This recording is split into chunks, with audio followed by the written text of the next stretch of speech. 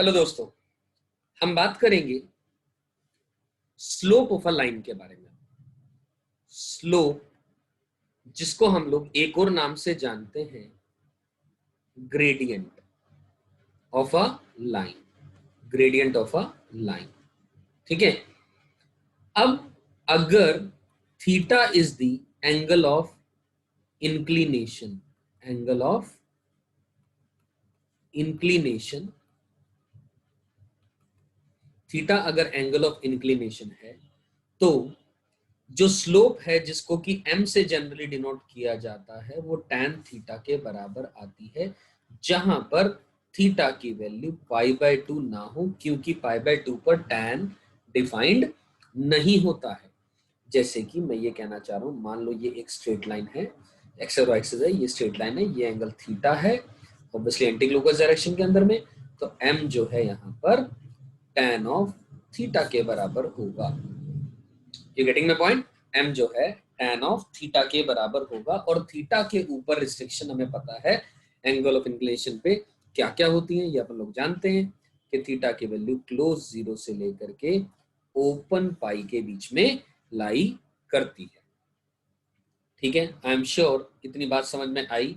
ठीक, तो अगर अगर मैं बोलूं if theta is equal to 90 degree होगा तो देन उस केस में क्या होगा, m तो एग्जिस्ट नहीं करेगा, m तो एग्जिस्ट नहीं करेगा, but the line is parallel to the x axis, parallel to the x axis. और इसी तरह आप समझ पाएंगे ये बात, अगर थीटा 0 होगा तो line will be parallel to the okay sorry, यहाँ पर parallel to the y axis आएगा, राइट। तो लेकिन अगर थीटा 0 डिग्री होगा तो line will be parallel to the x axis. ये मैं लिख देता हूं, इफ थीटा इक्वल टू 0 तो उस केस में m 0 होगा और line parallel to the x axis होगा, line parallel to the x axis. ठीक है, और यहां पर m डज नॉट एग्जिस्ट होगा। ठीक है ना, चलिए ग्रेट। अब मैं एक और बात आपसे शेयर करना चाह रहा हूं, क्या ध्यान से सुनिए मेरी बात, listen to me very very carefully.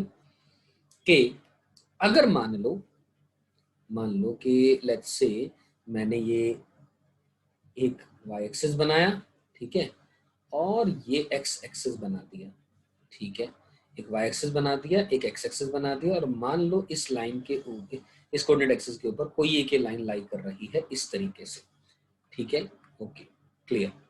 तो मैं कह रहा हूं मान लो इसके ऊपर कोई एक पॉइंट इस तरीके से और कोई एक पॉइंट इस तरीके से लाई कर रहा है, कोई एक पॉइंट ये रहा और कोई एक पॉइंट लाइन के ऊपर लाई करने वाला ये रहा।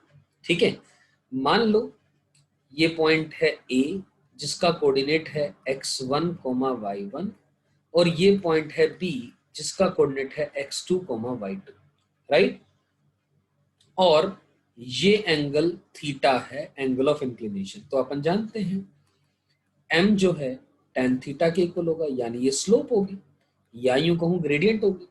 ठीक है, अब एक चीज ध्यान से समझने की कोशिश करें दोस्तों, कि अगर मैं यहां बोलूं ये लाइन मैंने parallel to the x axis खींची यहां से, और ये लाइन मैंने parallel to the y axis खींच दी, तो आप अपने आप सोच करके देखें क्या ये बात जस्टिफाइड हो ही रही है कि ये जो एंगल होगा ये भी थीटा एंगल ही होगा, राइट।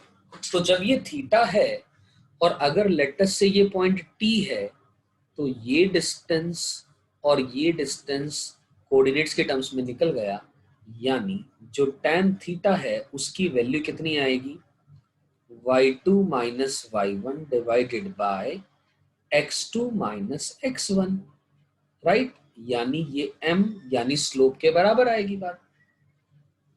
आई एम श्योर आप सबको मेरी बात समझ में आ रही है बढ़िया से, है ना।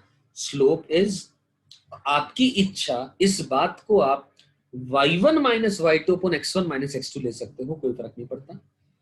और मैंने इस पॉइंट को x1 y1 लिया, इसको x2 y2, आप इंटरचेंज करना चाहें तो कर सकते हैं। यानी एक लाइन की स्लोप निकालने के लिए मुझे बेसिकली थीटा चाहिए या tan थीटा चाहिए,